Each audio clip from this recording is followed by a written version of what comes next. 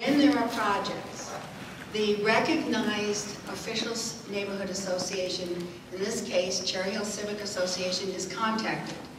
We're not given any leeway as to what time or when that meeting is going to be held. But if you refuse, and if you've ever gone down to EPC, then you lose your place at the table for all residents. So we had to go with that first meeting time in conjunction with Town Neighborhood Association, which we had to work out the time as quickly as possible. Now, I was very upset of the time frame, because I said there's no way we can get the word out. One of the good things that came out of the agreed deferral on the 18th was that the city provided for flyers to get out for this meeting after all the parties agreed. That I fought for very hard, because whether your members dues paying or not is irrelevant to me. My purpose was to make sure that everybody would have a chance to be heard. When we had the facilitated meeting, and we had people from Town, we had people from the church, and so forth, that process went very well, but we were concerned because it was not the whole group that could have been present. But we took our information from the 8-page facilitated report, which is a part of the public record. That's how we formed our official letter. It wasn't so much saying, yes, rubber stamp. It's saying, here are the concerns. A lot of them were listed. It's a public record taken from what was said at that meeting without regard to who was saying it, because it's not listed. But from that, we continued to work on some of the issues. And Cliff, as a former engineer of the year for the state, as a civil engineer, he was tasked to look at some of the issues about traffic. We have an existing traffic problem. We've talked about it. Could you come on up? And we wanted to address that because we also offered to partner with Town, not so interested in working on getting this resolved. But if you turn it that way, why don't you explain? Looking at this profession, we want you to know that this happened as a result, working on this piece, which was a huge safety issue for people right now, that we wanted to make sure. Can you tell me what it is you're pointing at?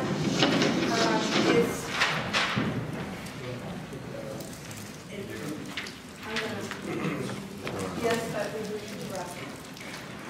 Yes, and I'm sorry, if we could just explain so that she can get the verbal in the notes, because you're pointing to things. Okay, so we're not talking about that. Okay, this is just kind of a schematic of the hopper, the property, and the proposed entrances and exits. Okay, can you hold it this way so the north is up? Okay. Okay. I really would like to have used these charts, but you can't really see them. But this right here is red sky. And you can see that red sky enters this process, this building right here. And you can also see from what they showed that there is a circular drive all the way around it. Now anybody who's come out of red sky, hold it down a little bit, has had a problem with traffic because it's very close together. Is this relevant? So you have a hard time finding an interval to get out of the traffic. Now I know that we're going to have a traffic engineer, he's going to say everything I said is wrong, but this is my idea. Red sky is 2,100 feet from the next light, and normally in a city you have lights at half-mile intervals, so this is pretty close. You also notice that Old Orchard Drive is actually across from the church, so it's very difficult, especially on Sundays, to get out of Old Orchard Drive with all this traffic coming out of here. And you also notice that Moon, which is the proposed Moon, which is the exit and entrance on the east side, is at the median cut, so that you can actually come out of here and take a left past the median, and that's really going to be hard because of these older people who don't have quite the reaction time, et cetera, et cetera. So my idea is that there is a possibility of putting a traffic light at that intersection, which allows people to get in and out with a light. That makes a lot of sense. What street? That's Red Sky. No. No. We don't want that. We don't want the building. People will live on that corner. We talked to them, huh? We're going to go ahead and give you all a chance to make your comments when we're done. No. One of the things is there were people who recommended at the first and talked about possibly having a light. He's not saying you have to have a light, but if you're going to have a light, that would be the place to put it. It's not saying, you know. Did you talk to the person that lives on that corner?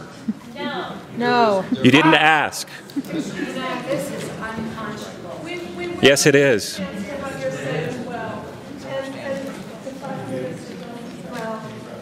Yes, I will. This process, of course, is for the good of everyone. Not mine. Not mine. It's for the good of everyone. That's what the process is for, and that's what the EPC is for. The bottom line is Cherry Hill Civic Association Board and members have not, we are not saying yay, nay, or whatever. The You said yay. opportunity is for you to be heard and for us to listen, everybody to listen, and to be respectful. That's what we fought for 30 years, and that's what we're doing. And perhaps our counselor was here, and I'm wondering if he can be listening to some of the concerns, particularly about the traffic. I've been working with him for about 5 years, 6 years, to get some calming done, which we got done, and so we need to be getting that input too. Are you elected? Are you elected? Yes. Do you live there? Yes. That's it. I do.